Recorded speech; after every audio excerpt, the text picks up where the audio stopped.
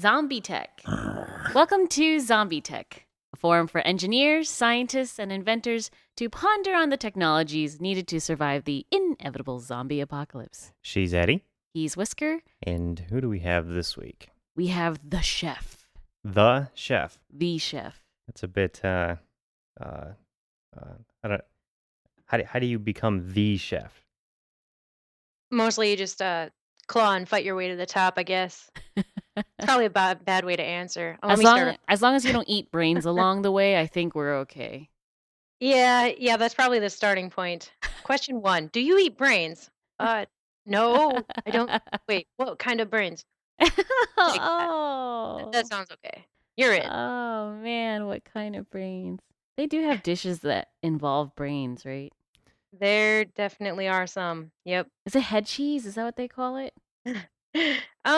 You could call it that. Yep. Have you There are tried lots of- it? No, personally, it's something that kind of makes me go, no. No. Yeah. I'm an adventurous eater, though, I'll say that. So there are a lot of things I have tried. I know my stepmom has made it and had it. She grew up on a farm and What? they ate everything Oh, from the rooter to the tutor, Oh. she'd say. gross. Yeah. Oh, Yeah. man. And it Not me, wasn't even though. like prepared as a delicacy. It was just, all Yeah. right, Sunday dinner. Here we go, brain. And then you've got the monkey Gross. brains in the Southeast Asia. Is that actually legitimate? Or is that just Indiana Jones speaking? I don't know.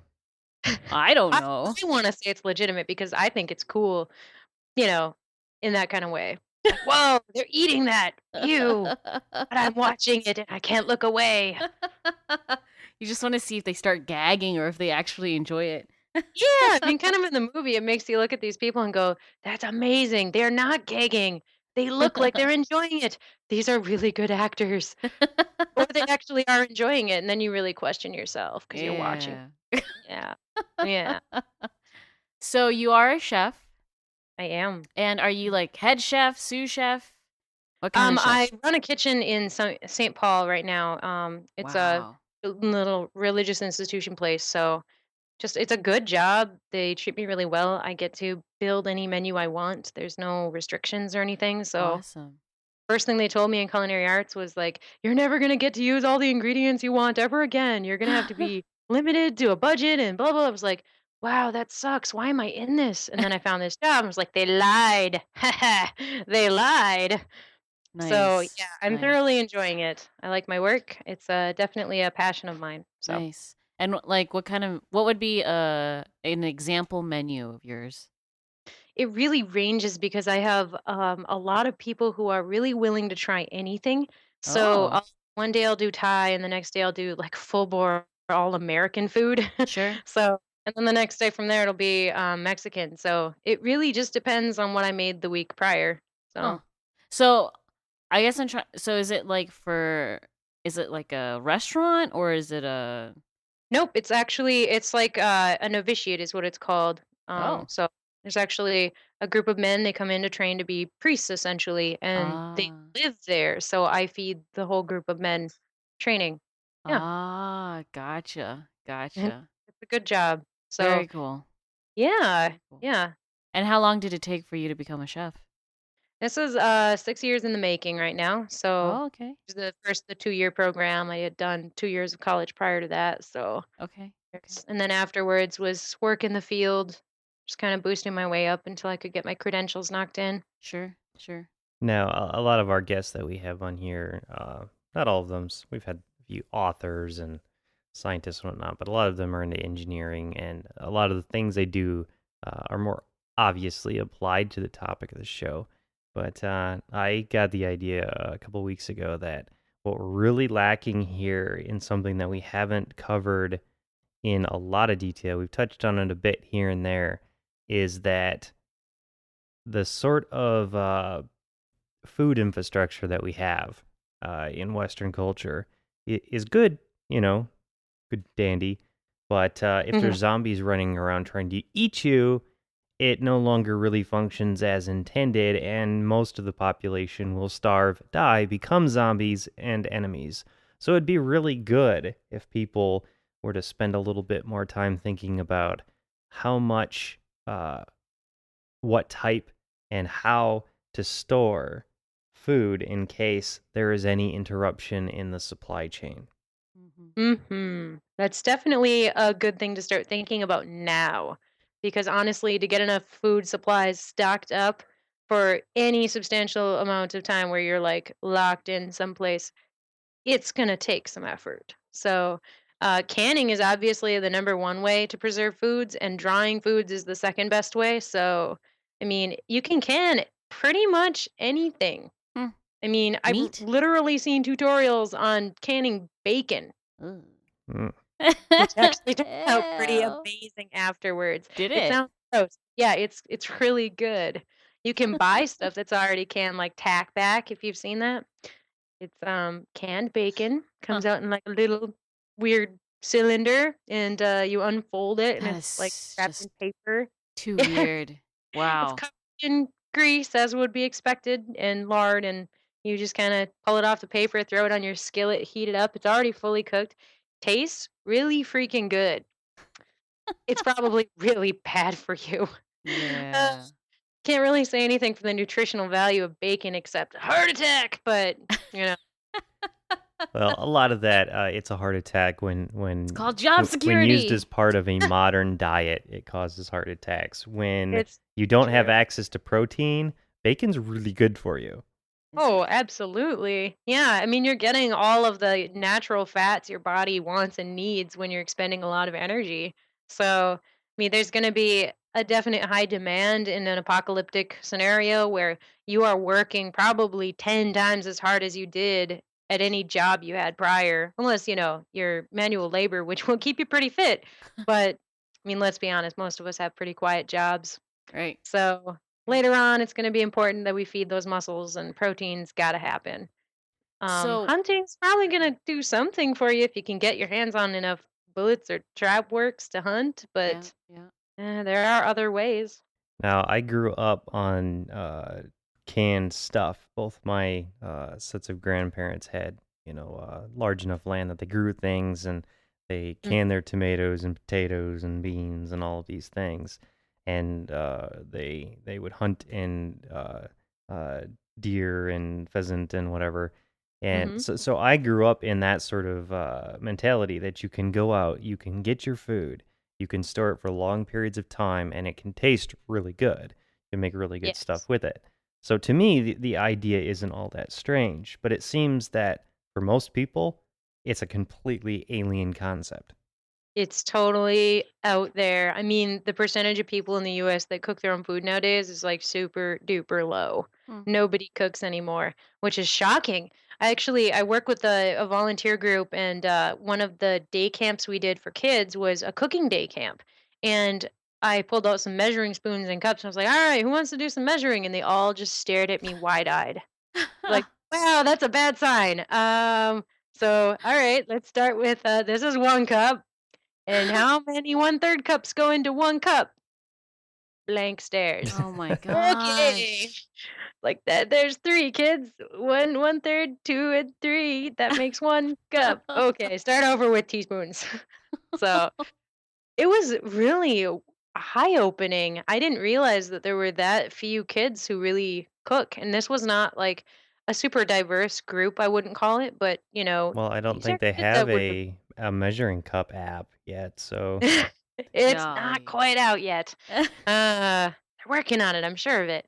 But yeah, there are very few people passing on the knowledge to next generation. So I don't know if the zombie apocalypse doesn't happen in our day and age, and the next one's gonna be even worse. Huh. So Okay. it's kind of downward spiral, I guess you could call it. Hmm. Now, But you were saying, so you guys are talking about canning and like drying, I'm assuming meats. But how about any ideas for refrigeration?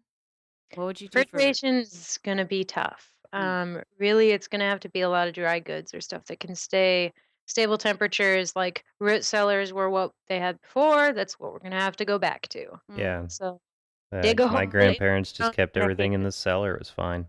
Really? yeah. No Hmm. fridge? um, No refrigerator.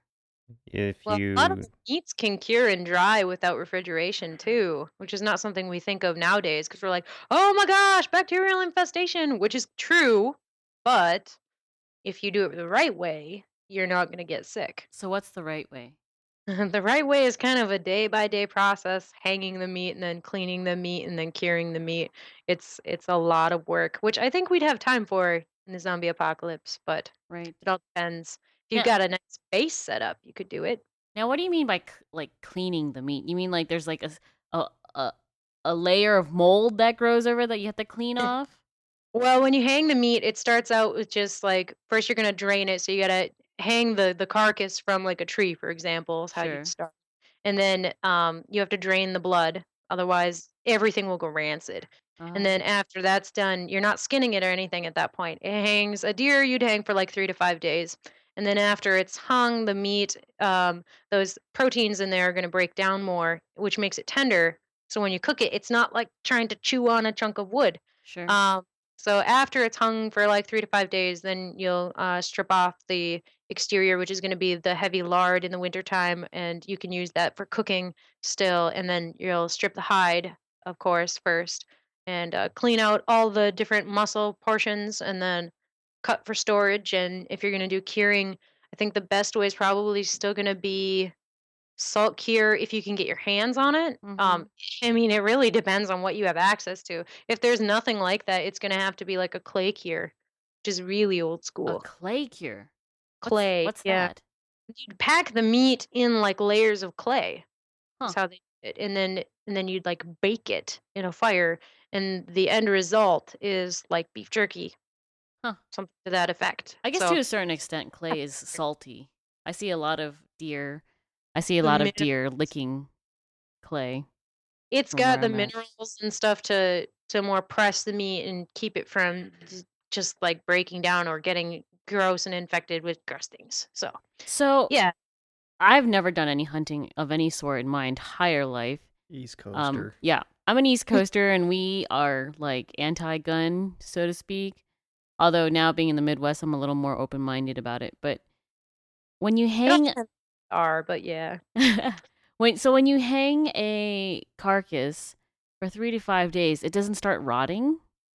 No, the amazing part of the animal body is that it's not going to decay significantly, except to say that the proteins are going to break down in the muscle mass, Huh. um, unless you like hit it with a car and the blood vessels just broke throughout the meat. Oh, That would sure. cause problems. So the kill is really important, the way you do it. You can't destroy the meat when you kill the animal, or you've ruined your meal. So what's the ideal way to kill it?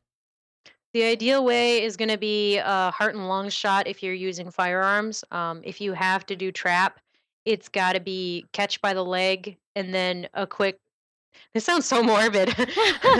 No, but it's Quick. very interesting because I mean, like, One in the great thing about event the of whole zombie apocalypse way of talking about things is it's a metaphor that allows you to approach these subjects that people just don't want to ask about because it is morbid. It is difficult to approach normally. right. But it's like, okay, if there's zombies running around and you can't go to the grocery store and you want a hamburger, the only way to get a hamburger is to know how to butcher an animal. Right.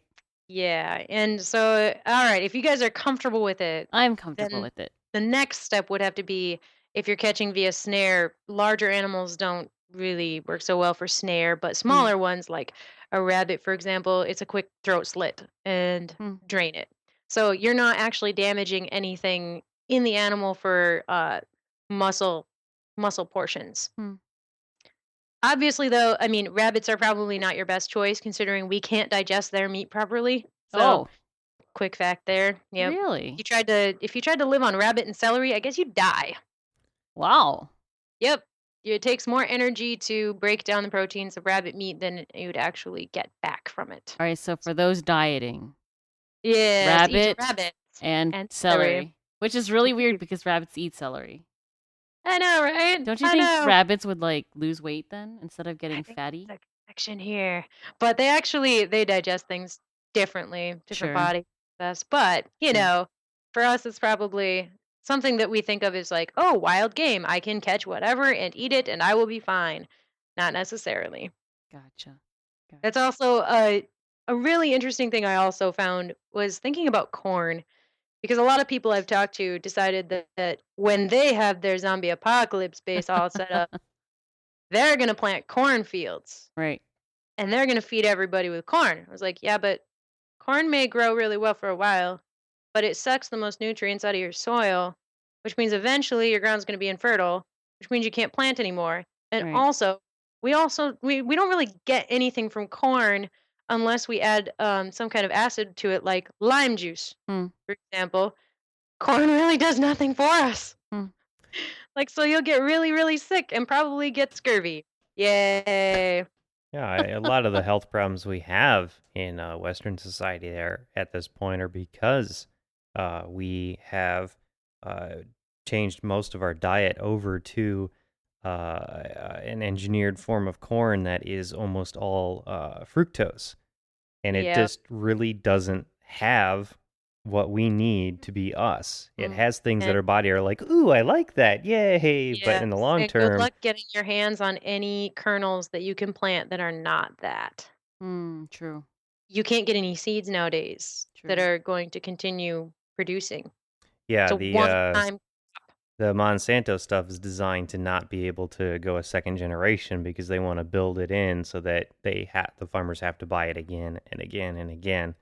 It's Yeah. constantly a cycle of replacement. I Mm. mean, we've basically defeated the easy access to making crops for zombie apocalypse survival. So anyone interested in growing corn out there, the sort of corn that you want to get is maize. You don't want to get normal corn that they grow in fields nowadays because that's just seed corn that they feed to animals anyway.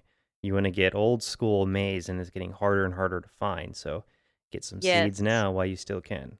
Get them while you can and keep a crop running right now. I mean, because otherwise, there will be no way you can sustain anything Hmm. at that point. My grandma So, kept 8 or 9 rows of sweet maize in Mm-hmm. her front yard the Well, entire time I was a oh, kid. So nice. every single end of summer, we'd always have corn on the cob, and it'd all be colorful. well, that works. Nice. We used to also do corn. I'm originally from South Dakota, which Ah, was fun and interesting and really, really quiet. So, being out there, we always had gardens in the backyards. yep. Everything. We grew everything. Yep. Lettuce and cabbage and beets and onions and potatoes and snow peas and peppers of every kind you can imagine Wow. and probably something that like Brussels sprouts that never really made it because of those stupid cabbage butterflies, but those Cabbage things all butterflies. This yeah, is they're the completely little new to me. they're the little white and yellow guys and they're so pretty and fluttery and they're always around the gardens. Mm. They love to eat, obviously, cabbage, but also Brussels sprouts and broccoli. Huh. Now, Mm. could you give the quick once over to explain to people the easiest way, just the mason jar way of being able to can things so that they can last for years?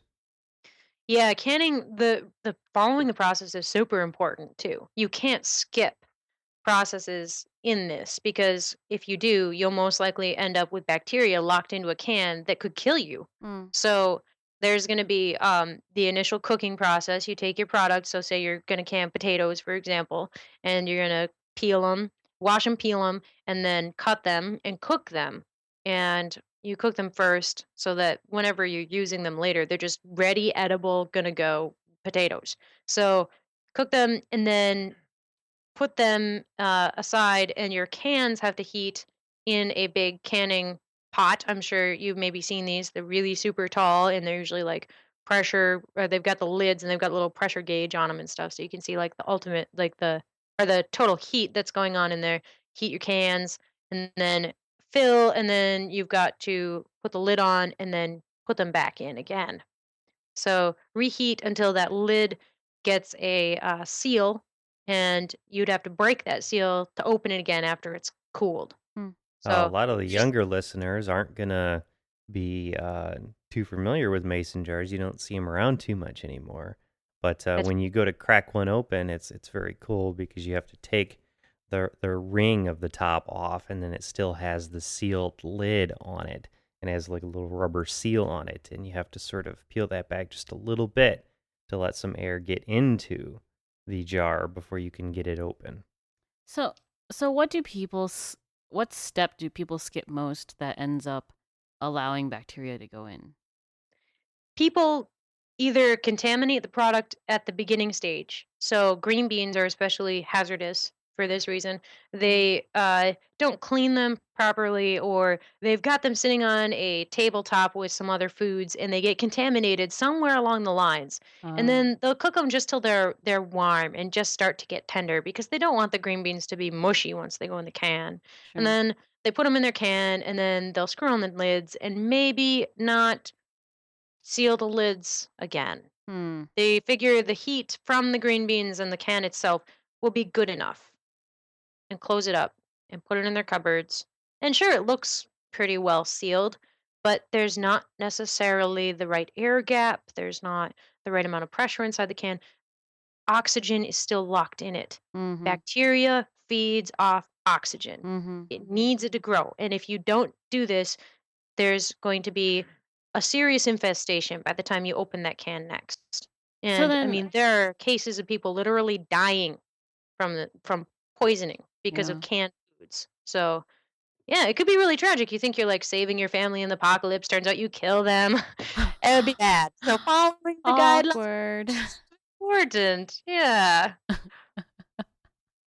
So, in terms of a farm, what would you like assume? Let's say you had four crops you could grow. What would these four crops be? That's kind of a tough question because it's regionally going to be different, Okay. um, So depending let's on where you live, so let's say really. since we're all in Minnesota, you included. hmm Let's say for Minnesota. Minnesota. All right. Well, there's probably going to be a few. Well, this is actually a really tough question. Yeah. Depending on the size of your group, also, there's going to be things like if you can get any kind of fruit growing, apples are going to be your best bet. Okay. So apple trees, if you can get them going right away, and they take years to get started. So if you can Right. find one already producing, that's even better. Right. Um, so apples, and I'd go. mm, Beets are probably another really good one. People don't really think of beets as being that great and awesome, Hmm. but they're really, really hearty.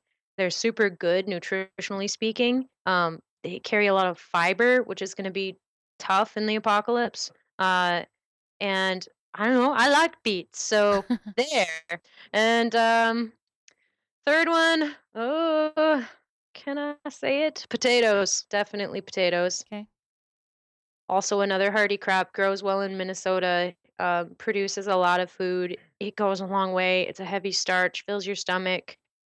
Not really heavy on the protein side, but whatever. Um, and the fourth crop, apples, beets, potatoes. Fourth crop is kind of an open one. Okay. I'm going to just stick with the top three because it's Okay. really to go beyond that is kind of unnecessary almost as well because it really is going to be hard to get seeds for anything. Sure. So it's going to be like, if you can get your hands on this stuff, plant it. If you can't, get whatever you can and plant it. Sure. And always make sure you keep some back seeds if you're planning. So in case you have a bad year, you always want to make sure you've got a fallback for the next season. Right. Yeah, the one detriment is going to be that you need to get as much in the ground as possible. But if you plant it all at one time and you lose the crop, you're done. Right. Right. So it's kind of a Now, tough call. so my question then is, what happens if an infected person dies on your farmland? Does that contaminate your crops? Depends on the Is that infected, I assume? infection vector. There's going to be probably an area of die off, but not permanently. Hmm. It'd be kind of like, you get a deer that dies. It's a large carcass, remove it.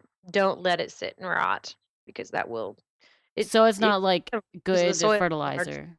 Only if it's in small pieces. Hmm. And that sounds really funny, but I would say from the perspective of zombies, I would never consider that fertilizer. It's probably be a bad thing. You have undead crops It's like, why are Grr. my crops just looking weird at me? Like they're looking at me. Something's really wrong. Come closer. Zombie Come corn. examine Yeah. the beets. Oh my gosh, yes. You just want to pull the weeds, don't you? All right, so those three, what's it called? Potatoes, beets, and apples. Could Sure. you could you end up staying relatively alive on those for say a month? A month, definitely. Easily a month. But it depends on harvest times as well. Sure. So, two of the ones I picked were winter crops. One is summer. All three will go through the winter. Cool. They'll sit in a cellar all winter long and not go bad. They Nice. might be a little wrinkly at the end, but it's kind of like if you consider the seafarers' method of packing food, they packed everything that could just sit in barrels for Mhm. months. Mhm. Mhm. And apples were always on their list because the scurvy issue is really huge. Right. They always end up with vitamin deficiencies. And I mean, citrus is the best way to get it, but I mean, we're not growing citrus here, so Right. Right. that's a tough one. One of the people we've interviewed on the show previously grows citrus trees in his yard In the in freaking desert. Arizona. Wow, that's brave. That's cool. I'm impressed. Does Hmm. he just have a really good irrigation system? Yeah, Pretty That's much. awesome. he's done some indoor hydroponics work too, so he really kind of knew what he was doing before he, got into it. It really helps to have those skill sets to begin with. I And that's may have to actually a system that, Arizona. yeah, of all places, right? Right. I think an indoor hydroponics system would probably be, I don't know, the best because then you don't have the risk, you don't run the risk of zombies attacking you while you're weeding, right? It's true.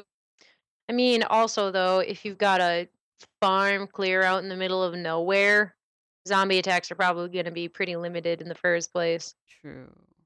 Very I mean, if you're trying to plant a garden in the middle of the city, you're probably going to have some issues. true. But You're probably going to be eaten. probably, I go with yes. It's a high chance of being eaten. There's probably quite a few ways to do the gardening, the planting as well. But I mean, really, a 1 acre crop is so much food. Is People that are like, "Oh enough? my, no, yes, oh yes." I mean, you can do like just like a 10 by 10 garden is enough to feed a whole family. Oh, wow. Yeah, it's substantial. When it's harvest time, there's tons of food. I mean, I'm sure anybody who's lived on a farm in the past and maybe ran a garden themselves is familiar with how much you can really pull in from one crop of like apples, for example. Mhm. It's Mhm. humongous. Yeah, some of my uh, cousins, I guess I'll call them, there's a lot of them, and it's all sort of couple times removed or whatever, but they own one of the largest apple orchards and oldest in Michigan. And uh, going there and visiting their orchards and seeing just how many trees they can have and how many apples they pull in at the end of the year Mm, is just mind-boggling. mm. Yeah, it's amazing. I mean, and also if you happen to have livestock, say that you manage to get some cows or you manage to get pigs or horses, whatever you've got on hand, you can feed any of the ground apples to your livestock, and it's really great for them. Oh, that works too. Yeah, we used to So always it give the all horses works out. apples. Yeah. Yeah.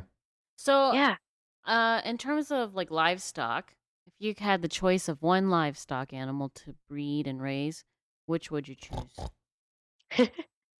I might pick cows, I think. Okay. They usually do a fairly good job grazing as long as you keep them pastured in different areas. I mean, I grew up with cows. We lived on a farm. Ah, So okay. So there you're were used to cows them. everywhere. I'm Gotcha. used to cows and pigs. There were sheep for a while. We did not enjoy the sheep so much.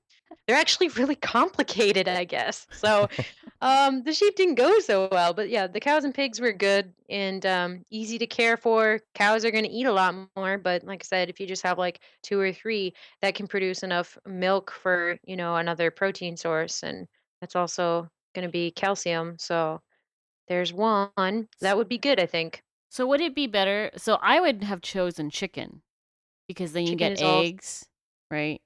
And then if you have a rooster, then you get more chickens, and then you get meat. Whereas, I mean, yeah. beef, yeah, you get meat, but you kind of have to wait a It's long time. mostly for the age difference is gonna be cows live a lot longer, and Mm-hmm. the chickens are also kind of bait, if you would consider them that way, for larger animals in case you want Ah, hunting. So you true, could use chickens in a lot of different ways. It's true. definitely a good option, and my dad currently has Oh, chickens as well. He's enjoying his chickens thoroughly. He's starting again this next spring with a bunch of egg layers. He's decided it's just eggs now. He's not going to be doing any butchering. But um he likes his yeah, chickens too much, huh? he likes his chickens. Yeah. Yeah. That might be why I shied away from answering chickens. Not that Sure. there's anything wrong with them. No, no. I can Um understand that. I would have to agree with the chickens though is another very good option. Yeah, a friend of ours over in LA, of all places, she teaches people how to pick out and raise chickens for eggs uh, Oh, in neat. in that urban environment. And yeah, It's like a she chic thing to do. yeah, I guess Mhm. it's the yuppie thing to do out there now. But yeah, she gets more eggs than she knows what to do with, and I think she only has 3 or 4 Yeah. hens. Yep. Yeah, it's approximately 1 egg a day per chicken. Yep. So, if you're rolling 1 egg a day, it's good food for pretty much anyone.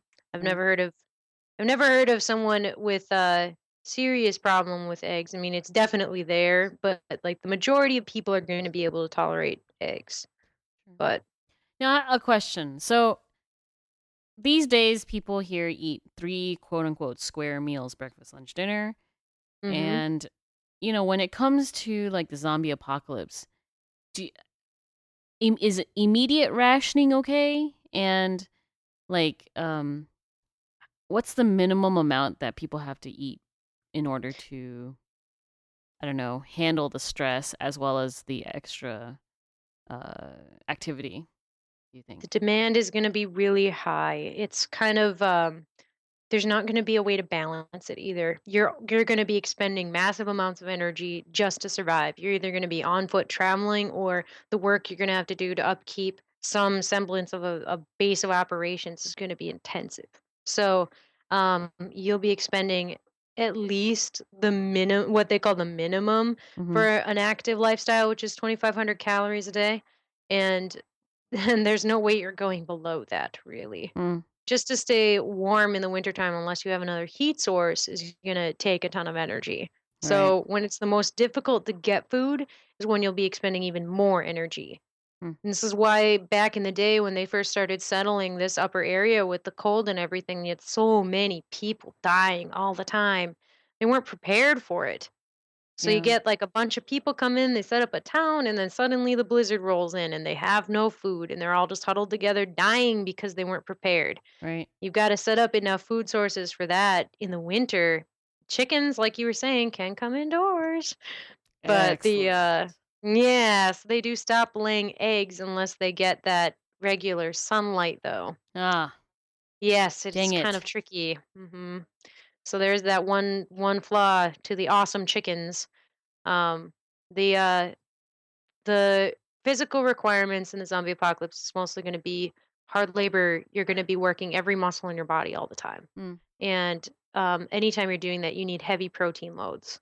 You've got to keep up with it, or your body starts literally eating your muscle tissue. right. So it's going to start consuming you. And it's like a different kind of It's virus. like a Yay! it's a self zombie. Yep. Yes, the self zombie effect. How Oh, ironic would that's that bad. be? Can you imagine? Uh, You managed to set up this camp, right? You're rationing your food, but and you're protected from zombies, but you're not protected from your own damn self. yes, and then you're like dying, dying, dying. Dead. And dead. And then Yeah, you eat your friend. and you eat your bread. Not like Cannibal the Musical at all. Not at all. But Gosh. I'd say you're gonna have to hit that 2,500 calorie mark at the bare minimum. Mm, So it's probably we eat more than that nowadays. I Right. mean, we eat so much every day. Just like lunch with a friend can equal 1,500 calories because we had a drink and dessert at the Mm. same time. Mm-hmm. So it's going to be a little more difficult with apples, potatoes, and beets, but you'd have to get there somehow. People True. also talk a lot about doing raids. We're gonna go out to that grocery store that they locked down after the apocalypse, and we're gonna load up on stuff. It's like, what are you gonna get? Like baked beans and uh, corn. Right. So that's going well, right?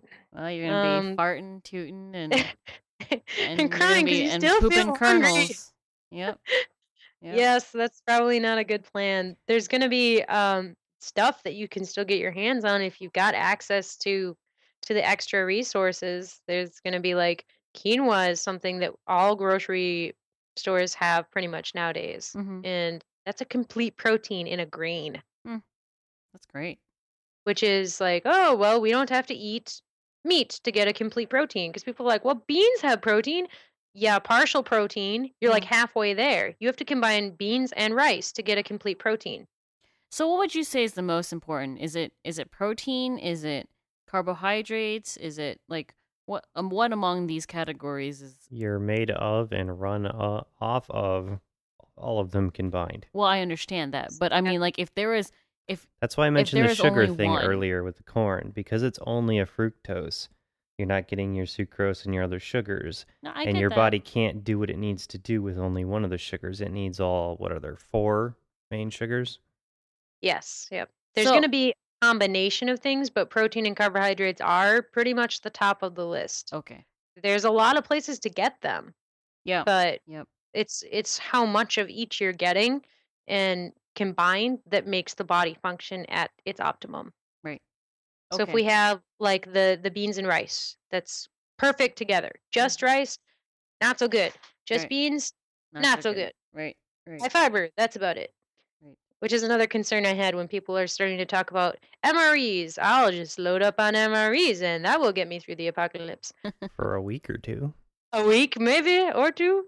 Yes, and they will get you far considering the calorie count in each one, but I have heard story after story from service people who are like, "Yeah, those things lock you up tight.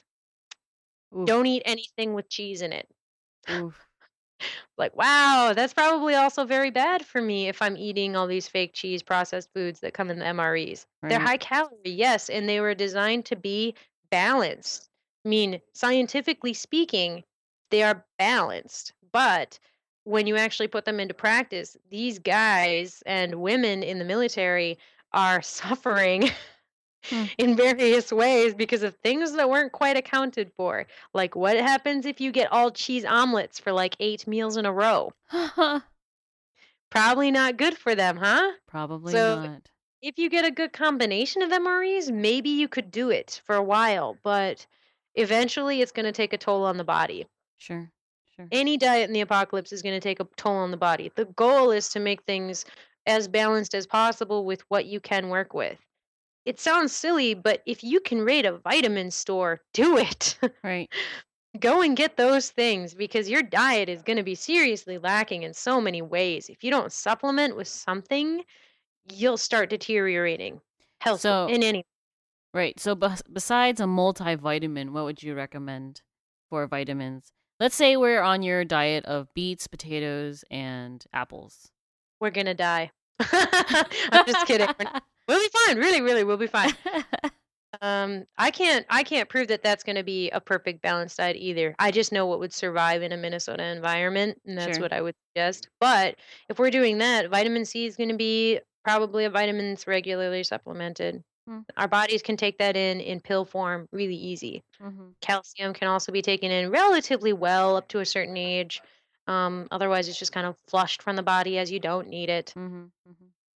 Any Now, other most supplements? of the listeners on this show are, of course, engineers, so therefore they basically spend their life sitting on their behinds, and they're not going to go out and start a farm in their backyard.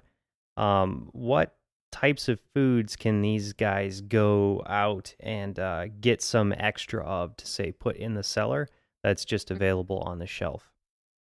Good stuff on the shelf. Anything that's going to be canned in its natural juices, like something that's not added with high fructose corn syrup or some kind of cornstarch corn product, anything with the corn. There's those things, avoid them. But anything in its natural juices, those are good. Okay. Go with those. Any grains, whole grains, fantastic. Don't get white rice. Don't get white rice. Oh, but Get it's brown rice, so get good. quinoa, get barley, get any kind of grains you can get your hands on that are whole grains. Get them. So, Cereals last really long. yeah, Those are also good.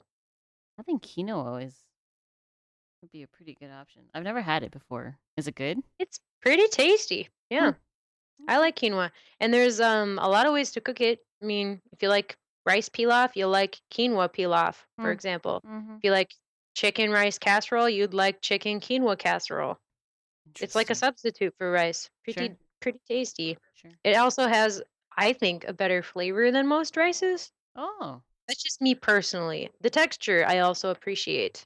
It's not gonna be like jasmine rice. Jasmine rice has more of like a firm texture to it. It's not really replaceable by quinoa, but any soft grain textured rice like short grain is gonna be, you okay. can substitute quinoa, and quinoa is definitely gonna be better for you. Gotcha. So, if at this point in time you were to prepare for um 1 month of zombie apocalypse hell, Actually, I'm thinking I want a winter's worth of stuff. a winter? Yeah, I All think right, I want 3 months. a So full winter's worth of 3 to 4 months, depending on We're the in weather. Minnesota, so Six th- six this months, this winter was like 3 weeks long. right? But Yes, and then it was normally done. we're talking like 4.5 months It's of like winter. October to May, Right. more or less here. You have to expect winter conditions because sometimes it just does not warm up until nearly June. True. It's crazy, but True. that's happened. We My sister's wedding a couple years ago. We saw snowflakes in June. June. Nice. This is wrong. I wanted to cry, but it was freaking cold and I didn't know what to do, so we just Oh. smiled for the camera a lot. Oh So, man. but yes, it happens here, but I could expect it, anywhere between the beginning of October to the middle of May or so. There's still potential for winter conditions. So that's quite a bit of gap between there, but So we have a nice big house here with a nice big cellar. Okay, mm, lots of space that we're not using that we could use to store a bunch of non-perishable stuff. mhm. What would we be best to focus on for a making it through a winter if it happened to hit right there in October or something? Water, you've got to get tons of water. There's going to be, unless you have a well, if you're running a well, you're okay. Um, but anyone with like a water hookup to the city system is going to have lots of water on hand for cooking, sanitation, and drinking. Mm. And keep So, your gray water separate from your drinking water. oh, What do you think is a good way to store large amounts of water in a cellar? there are barrel systems I've seen with like it's a tap essentially like a beer tap, but it's like a giant barrel, like kind of a miniature well, you could call it, but you just take the barrels and you load them and then they cap them and you put them in your storage and that's it. So that's successful. You can do the 1 gallon jugs, but they do leak after a year or so Hmm. of storage. I know from experience. Wow. They just suddenly decide they don't want to hold water anymore. So Weird. yes, it's bizarre because they say, "Oh, buy these for emergency." I was like, "Yeah, I'm not doing that again." Huh. So the 1 gallon water jugs, if you buy them, put them in something else. You've got to transfer to a larger container or a different sort of container.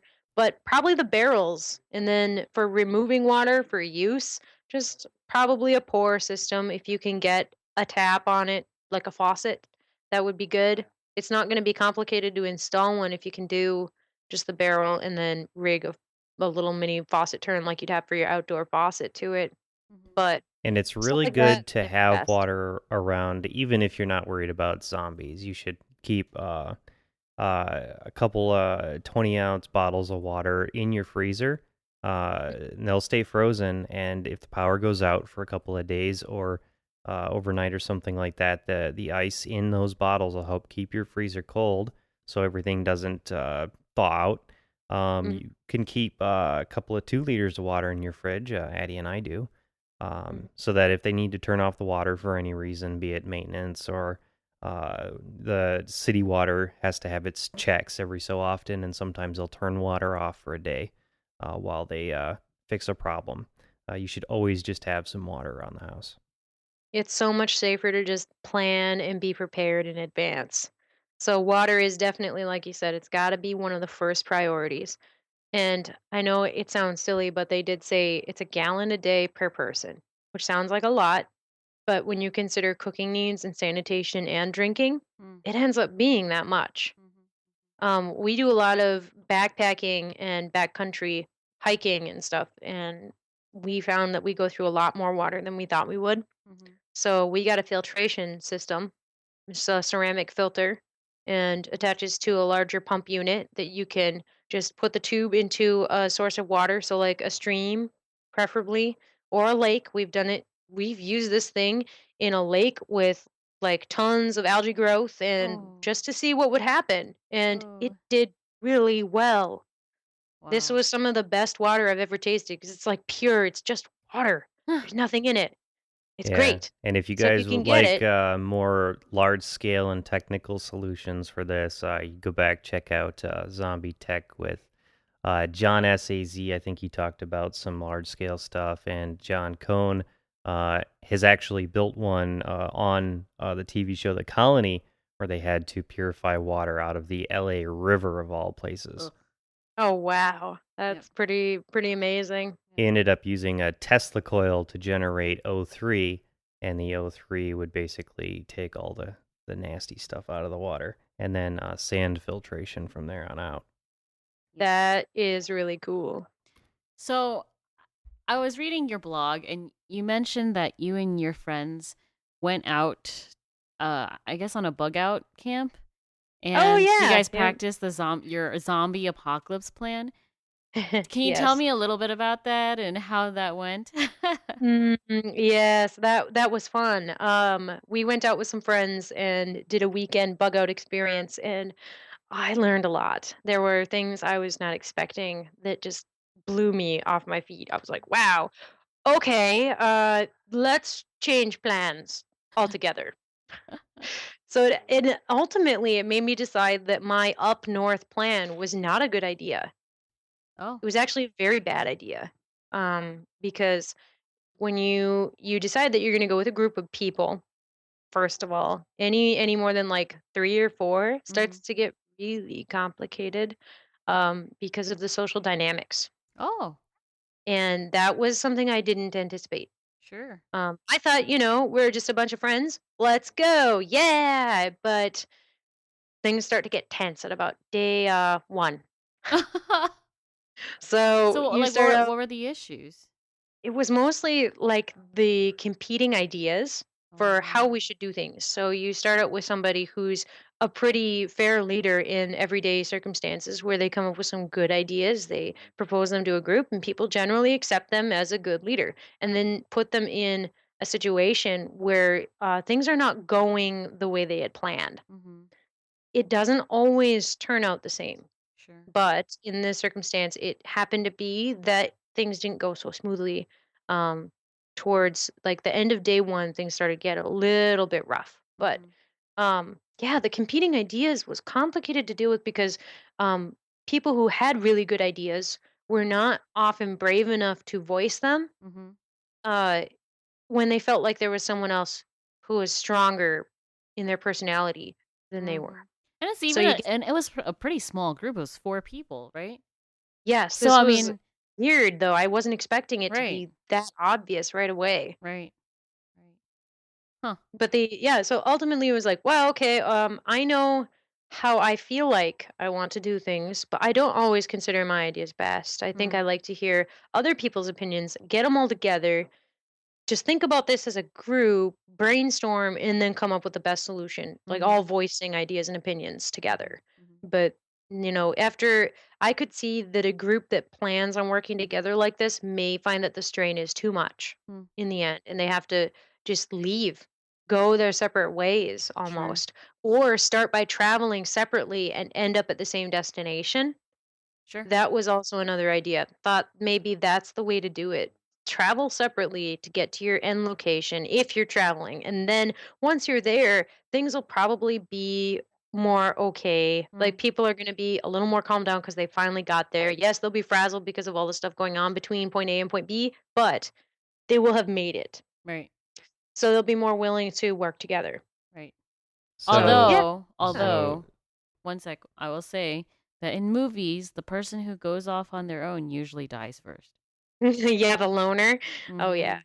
This So, happens a lot in the movies. I would definitely say it's potentially a problem, but the safety in numbers thing is not always true mm. because you may be in danger because of group dynamics issues True, more than you would be from the zombies. true. So I would not say our trip was a failure by any means. That was a great trip. We all had a good time and we all had fun together.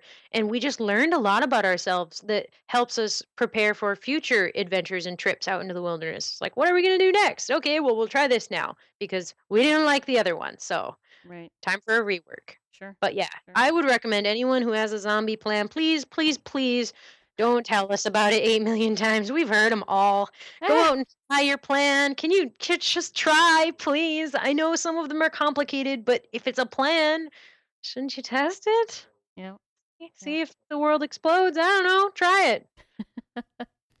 Oh, but so as far as your winter stockpile goes, there's probably gonna be, a lot of potatoes and a lot of apples, and if you're gonna catch anything, it's gotta be either trap method so that you've got a working system, you go out and check every day for meat, or you're gonna have to, start getting your livestock in. If you got chickens, that's gonna not be eggs over the winter, so you're gonna have to actually just be killing off chickens, so hopefully you have enough at that point to harvest. Otherwise. unfortunately, there's city regulations that stop Ah, us from having anything interesting here.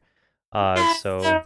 I Beans. know. They don't let us have chickens. It's horrible. um, Oh, I'm no, I stuck thought there was working like from a. the barrels of water and non-perishable like canned items and stuff like that. So then, canned beans are going to be really good. Quinoa, rices, any kind of grains. Get your hands on those. Most canned vegetables are really good. Not sweet potatoes or the yams, though. Those are really bad. Mm, Canned fruits are going to be important as long as they're not in high fructose corn syrup or light syrup. The syrups are really bad. However, if you're just trying to survive, drink any fluids and liquids that come in the can. mm-hmm. Don't leave those out because that's a source of calories. As the food sits in a can, it will leach out some of the content and you need all of it. Right, So drink the liquid. I don't care if it's water or syrup or what. Drink it. right, And then anything else, and it's also still counts as water source at that point.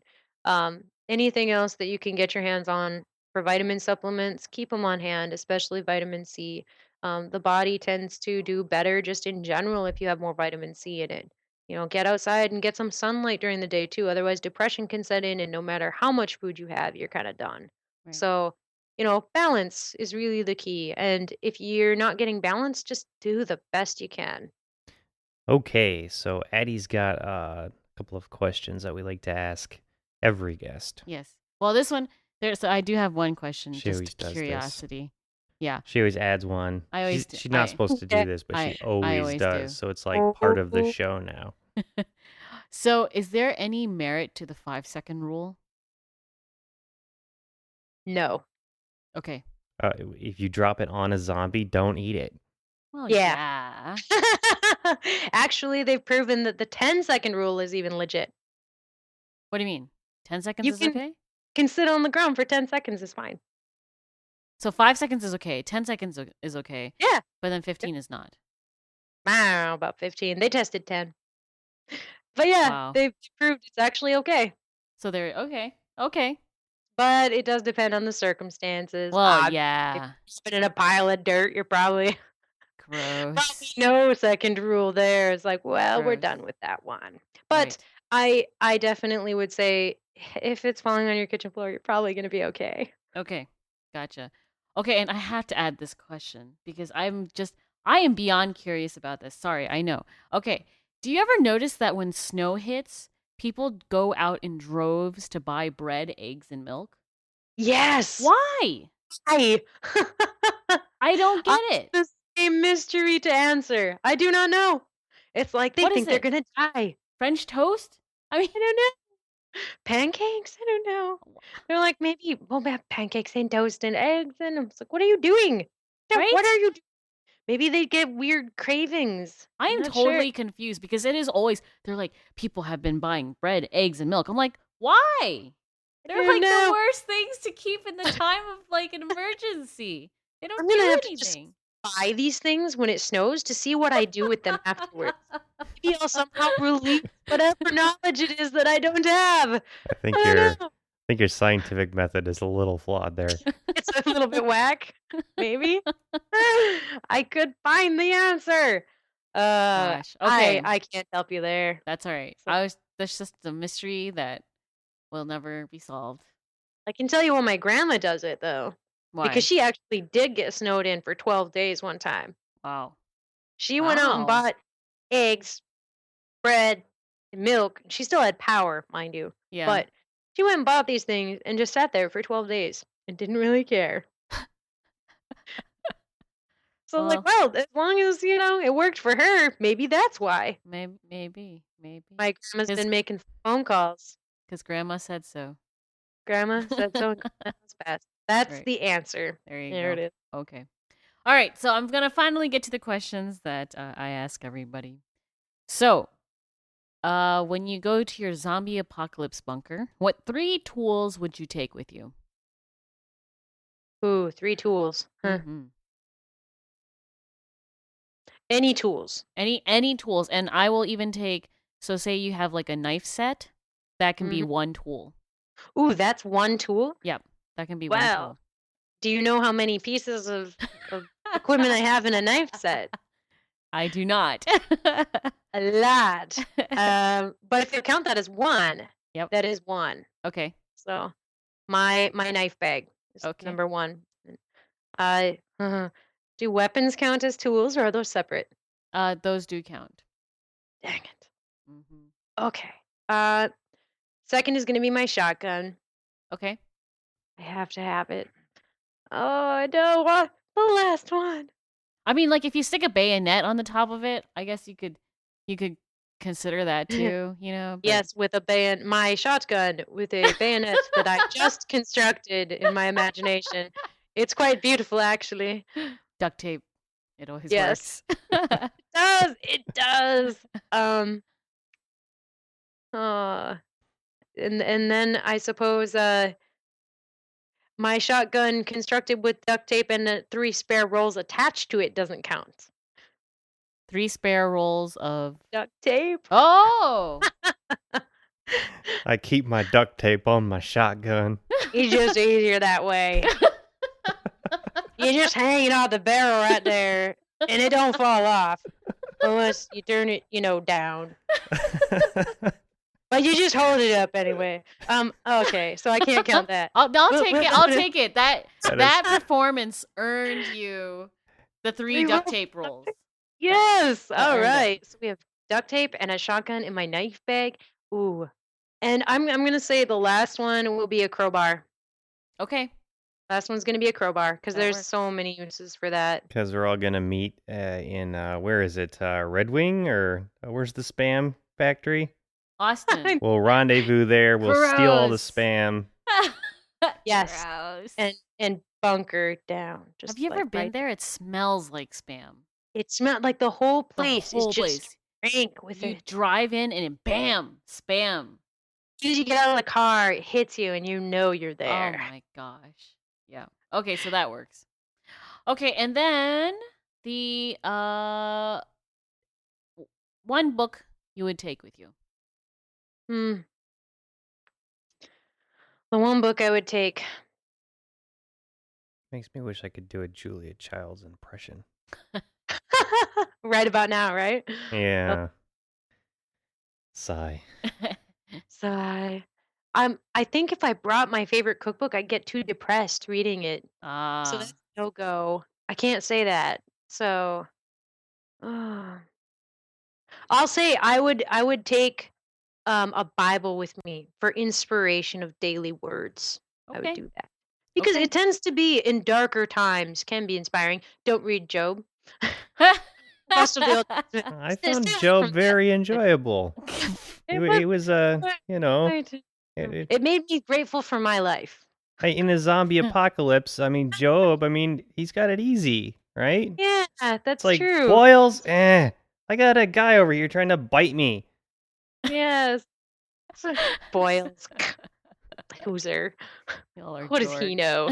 Yeah, I think I would bring the Bible, just daily inspiration and reading for something away from the rest of the world. Be good. Fair enough. Fair enough. Otherwise, I think, yeah, the depression would set in pretty quickly. Looking at my poor cookbook. Okay. Alas, cookbook. I know. Truffles. Oh Truffles. my gosh. I remember truffles. Yeah. Remember those. And then you'd be telling the stories to your grandkids. Back in my day, we had this stuff called chocolate. It was amazing. Oh, Whisker can't do without chocolate or cookies. He is. There'll but definitely be a few boxes of those in He's my a. stash. Yeah, they'll last all of 1 hour. Yes, well, you gotta say they were important. Hmm. They got him through that hour. I carry them with me He may not have Literally. in my otherwise. gut. That's the best place to keep food, by the way. On your person, mostly inside, Right. eating. Yes. Right. I guess question-wise, I'm okay. All right. But Is there anything that you wanted to make sure that people are aware of, Chef? Yes, don't get bit. This is really our priority. It's kind of our little slogan. We actually have talked a lot about the name "Don't Get Bit" for the organization that I work with, and um, sometimes people will laugh at it like "Don't get bit." Isn't that obvious? Well, maybe so, but you realize the zombie apocalypse happened because people didn't listen, right? If they had just followed the one piece of advice, we would have been okay. True. But yeah, so don't get bit and stick with the blogs like this one. Definitely stay posted on new findings and happenings, and never be afraid to keep exploring for new options.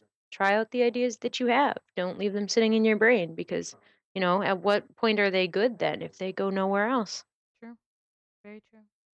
And so that's don'tgetbit.wordpress.com for this main organization site that Chef is a part of.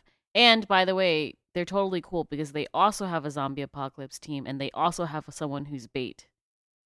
Awesome. Kindred Yes. spirits. Kindred spirits. Absolutely. And your own blog is chefdon'tgetbit.wordpress.com.